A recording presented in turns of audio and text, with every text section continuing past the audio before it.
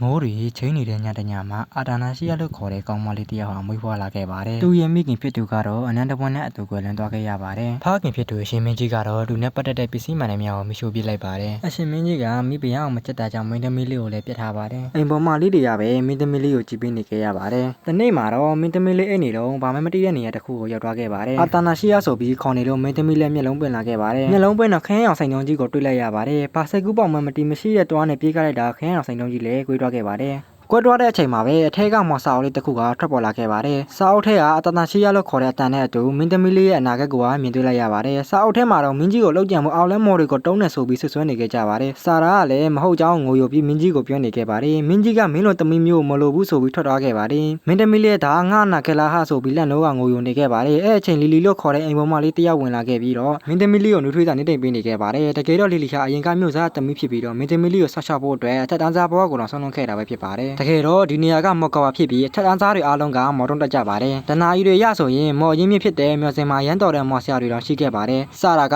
မျောစင်ကိုမိုက်တယ်လုံနေလို့ပူမိုက်တဲ့မော်ဆွမ်းရပန်ရှင်ကဘယ်သူလဲဆိုတာကိုပြပေးလိုက်ပါတယ်။အဲ့ဒါကတော့တခြားသူမဟုတ်ပဲဖခင်ဖြစ်သူအရှင်မင်းကြီးပဲဖြစ်ပါတယ်။အရှင်မင်းကြီးရဲ့ပုံကိုလည်းညှို့ထောက်ပြီးအိမ်မထဲမှာငါးကုန်နေထုတ်တဲ့ရက်ဆက်ကြွတက်ကောင်စူပါအာနာချင်းဆိုပြီးပြောနေခဲ့ပါတယ်။ညမှာတော့သူ့ရဲ့နာခဲ့အကြောင်းတွေကိုတွေးပြီးအိမ်မရဖြစ်နေခဲ့ပါတယ်။ဒီလိုနဲ့3နှစ်ကြာပြီးတော့ရူဘီနန်းဆောင်မှာလည်းစီကားလာခဲ့ပါတယ်။ဒီနေ့မှာတော့အရင်ကူတယောက်ထပ်တိုးလာခဲ့ပါတယ်။အဲ့အရင်ကူကရူဘီနန်းဆောင်မှာဖြစ်လို့ညာဖြစ်လို့ဆိုပြီးပြောနေခဲ့ပါတယ်။ဒါတွေကိုတီးတဲ့မမကြီးကလည်းမင်းသမီးလေးကြောင့်ပဲမလားဆိုပြီးမေးလိုက်ပါတယ်။အခုမလေးကလည်းဟုတ်ပါတယ်ဆိုပြီးဖြေလိုက်ပါတယ်။အဲ့ထက်ကအရင်ကူတယောက်ကတော့ပေါက်တက်ကရတွေရှောက်ပြောနေခဲ့ပါတယ်။တကယ်တော့အရင်ကူကချစ်စရာကောင်းတဲ့မင်းသမီးလေးထဲပတ်စံတွေကိုတော့တင်းကျင်နေခဲ့တာပါ။ကြီးပြင်းလာတဲ့မင်းသမီးလေးကစာအုပ်ပုံကြားထဲကနေထွက်လာခဲ့ပါတယ်။စကားပြောလာခဲ့တဲ့အရင်ကူမလေးတွေရဲ့အတန်ကြောင့်မင်းသမီးလေးလည်းဆက်စုလိုက်ပါတယ်။တကယ်တော့လှလှပပနဲ့ပွင့်နေတဲ့ပန်းတွေကိုအခန်းထဲအလားဆင်ကျင်တာကြောင့်တွားနေခဲ့တာပဲဖြစ်ပါတယ်။စာရာကလည်းကူဝေးမယ်ဆိုပြီးထွက်လာခဲ့ပါတယ်။လှပတဲ့မင်းသမီးလေးကအိမ်ပေါ်မလေးတွေကိုခူးလာခဲ့တဲ့ပန်းလေးတွေကိုပေးလာခဲ့ပါတယ်။ဒီလိုနဲ့မီဆန်းကြီးကိုအပေါ်တင်လိုက်တာလှပတဲ့အခန်းကြီးလည်းဖြစ်သွားခဲ့ပါတယ်။ကြံတဲ့ပန်းတွေကိုလည်းအခန်းထဲယူသွားဖို့လို့တော့မင်းသမီးလေးရဲ့အင်ကြီးညစ်ပတ်တော့မှဆိုလို့အိမ်ပေါ်မလေးတွေကချစ်စရာကောင်းအောင်ပြင်ဆင်ပေးလိုက်ပါတယ်။ဒီလိုနဲ့ထွက်လာခဲ့တဲ့မင်းသမီးကကုတ်ချောင်းလုံနေတဲ့အိမ်ပေါ်မတယောက်ကိုတွေ့သွားခဲ့ပါတယ်။ရူဘီနန်းဆောင်က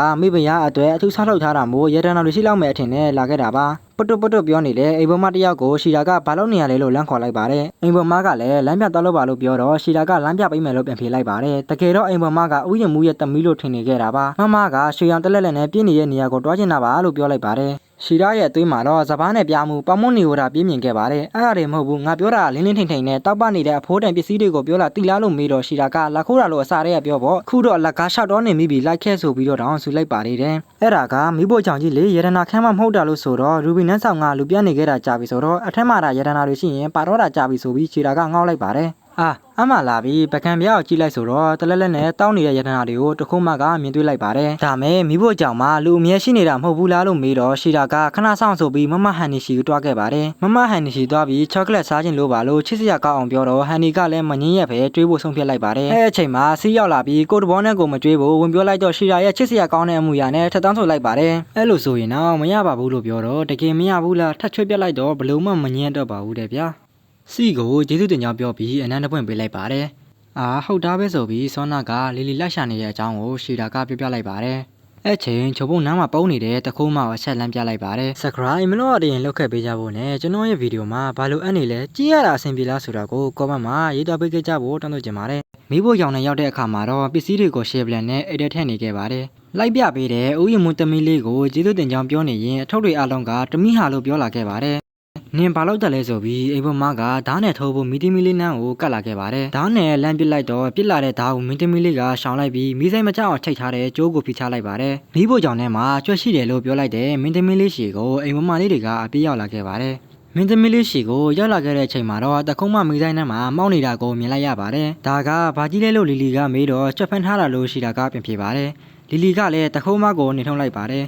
သူရဲကောင်းနေပြောပုံရအဲ့လူကဘယ်သူဘယ်ဝါကိုလိန်ထားတဲ့အပြင်လက်နဲ့ပတ်ဆောင်ထားတာကိုတွေ့ရပြီးမင်းသမီးလေးဘာမှမဖြစ်လို့တော်ပါတည်းရဲ့လို့လီလီကပြောပါတယ်ရှီတာကလည်းဘာမှမဖြစ်ပါဘူးပန်းလေးပေးမယ်နော်လို့ပြောလာခဲ့ပါတယ်တကယ်တော့ရှီတာကအိမ်မက်ကိုကြုံမြင်ခဲ့ပြီးလီလီတက်ခံရမှာဖြစ်ပျက်ကိုတားဆီးလိုက်တာပဲဖြစ်ပါတယ်ဒီလိုနဲ့မတော်မရတဲ့မင်းသမီးလေးကကြောက်တစ်ကိုတစ်တာတဲ့ထဲရင်ရက်ဆက်တဲ့သူ့ဖေကသူ့ကိုတက်မဲ့ဆိုတဲ့နာဂတ်ဆိုကြီးကိုပြောင်းလဲနိုင်မလားဆိုတာဆက်လက်စောင့်ကြည့်ရမှာပဲဖြစ်ပါတယ်